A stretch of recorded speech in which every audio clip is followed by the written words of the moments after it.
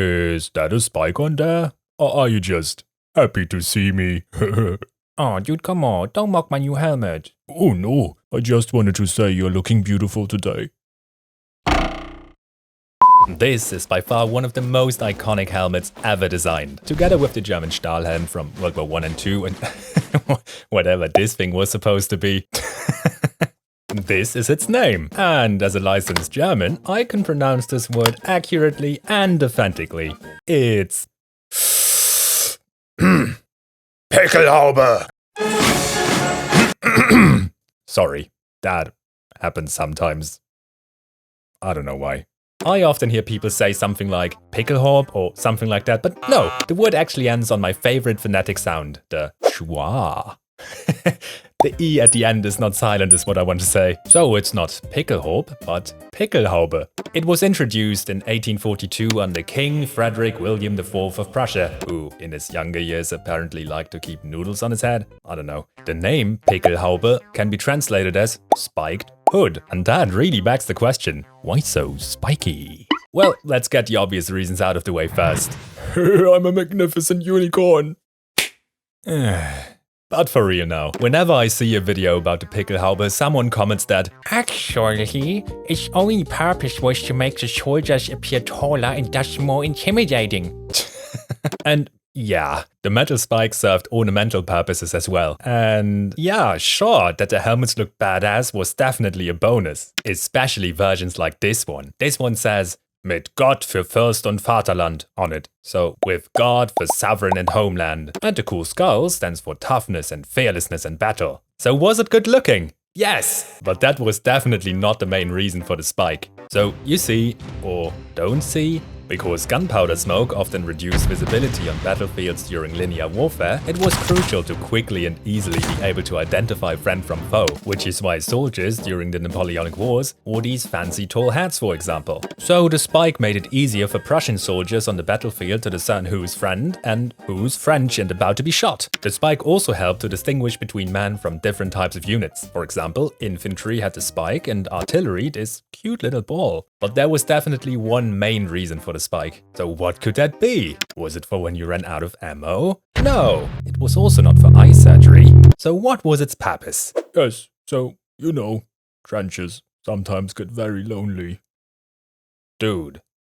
The main reason for it was protection. There are a lot of medieval helmets that share one particular feature, some kind of protrusion on the top that protects the head from blows from above. The spike on the Pickelhaube was intended to serve that same purpose. It was supposed to deflect saber blows away from the middle of your head. But I don't really know how effective they really were, the protection side of things, and I couldn't really find any accounts on that either. But the Pickelhaube was mostly made out of leather, except for the spike and the ornaments. And there is a very good reason why leather armor was never really a thing, like ever, other than in fantasy. It just doesn't protect you very well. Here is an image of a battle-damaged one, and you can see just how thin the leather was. But I mean, yeah, at the time of the Pickelhaube before the First World War, most of the infantry of other countries just wore normal hats and no protection for the head at all. So the Pickelhaube was definitely more protective than that. The cavalry version of it even offered extra neck protection. And I've learned over time that people seem to value their necks quite a bit. So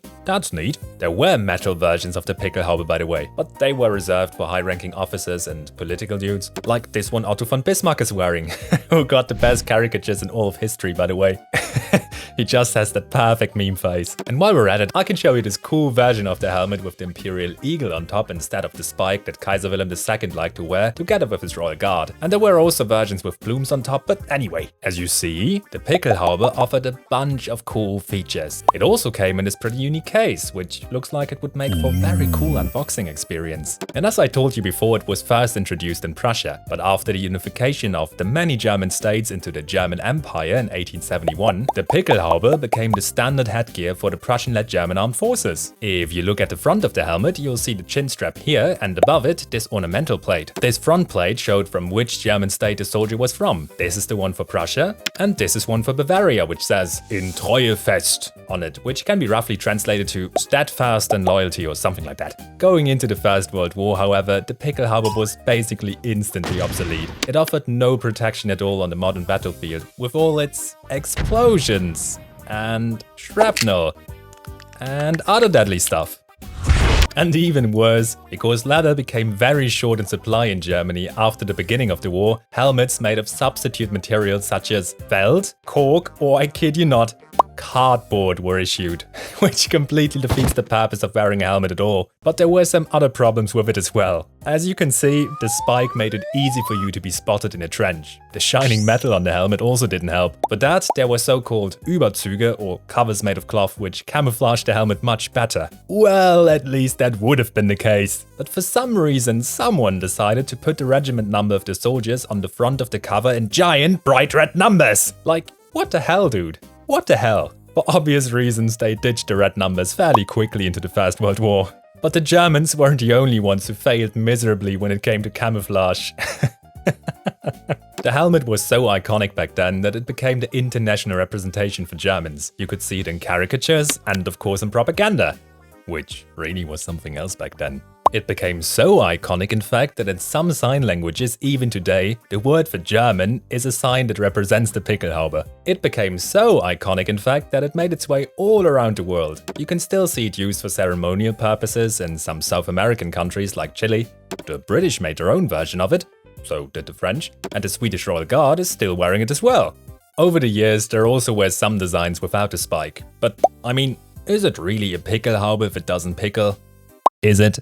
Also, Allied soldiers love to take them as trophies. Here's an Australian soldier talking to a French medic, probably telling him the completely awful story of how he got the helmet. Unfortunately, however well it suited the magnificent moustaches of the time, and the moustaches really were magnificent. I think the British did it best, by the way, but whatever. The Pickelhaube just didn't offer enough protection and something new was needed. And since the other nations started to adopt full metal helmets for their armies, and the French eventually ended up with the famous Adrian helmet, and the British with their Brody helmets that were basically just an easier to produce knockoff version of the medieval kettle hat, of course German engineering had to come up with something special.